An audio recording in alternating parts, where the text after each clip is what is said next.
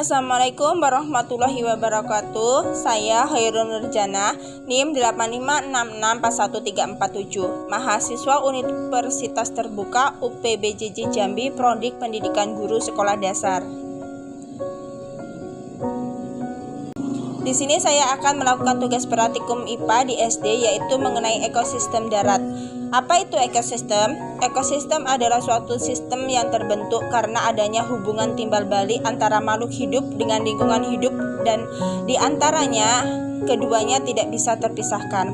Ekosistem terdiri atas dua komponen, yaitu biotik dan abiotik. Komponen biotik terdiri dari produsen, yaitu tumbuhan, konsumen, hewan, dan dekomposer, yaitu pengurai. Sedangkan komponen abiotik terdiri atas bahan anorganik, bahan organik. Dari cara terbentuknya ada dua sistem ekosistem, yaitu satu ekosistem alami, dua ekosistem buatan. Contoh ekosistem alami adalah hutan, padang rumput, gurun, dan gunung. Sedangkan ekosistem buatan adalah sawah, taman, dan kebun.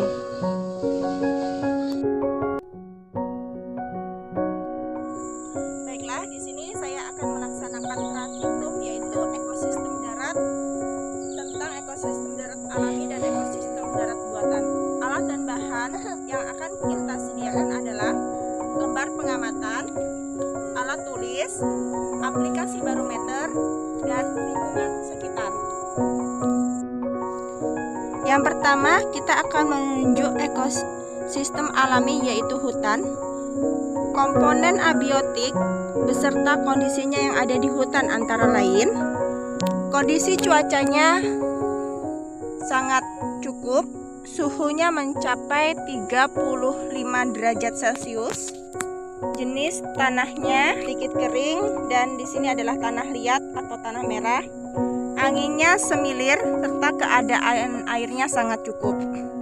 Kita akan mengamati komponen biotik yang terdiri dari tanaman dan hewan. Yang pertama ada pohon pule, yang kedua ada pohon mahang, yang ketiga ada pohon bambu,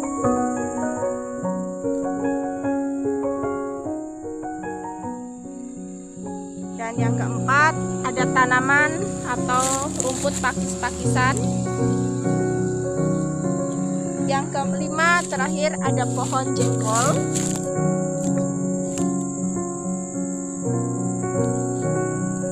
Kelima tanaman tersebut saling berinteraksi dengan komponen abiotik di lingkungannya, di mana tanaman membutuhkan cahaya matahari, air, dan juga tanah untuk membantu proses pertumbuhan dan perkembangannya.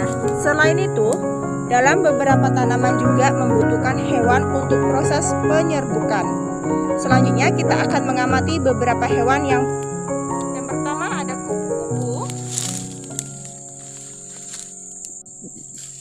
Yang kedua ada semut. Dan yang terakhir ada lebah.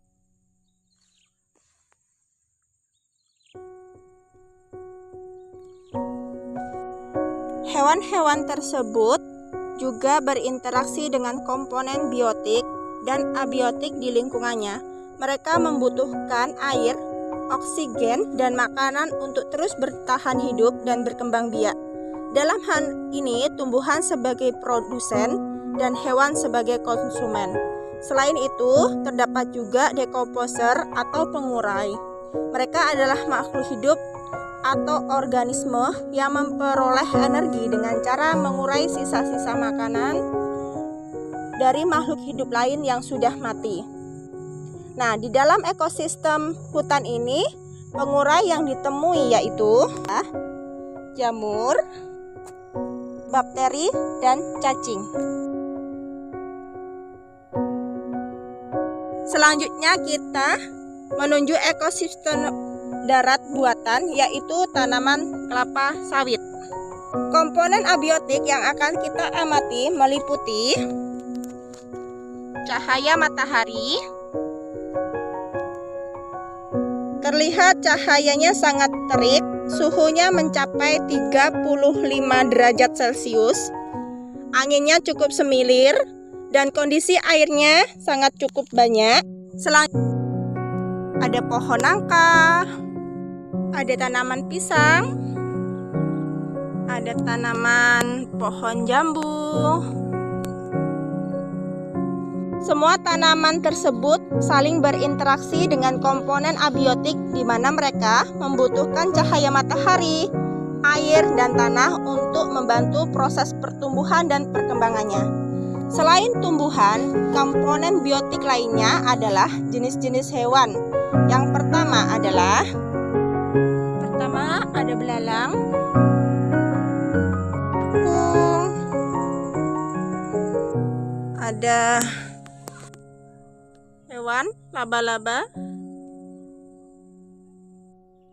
Hewan-hewan tersebut juga saling berinteraksi dengan komponen biotik dan abiotik lainnya.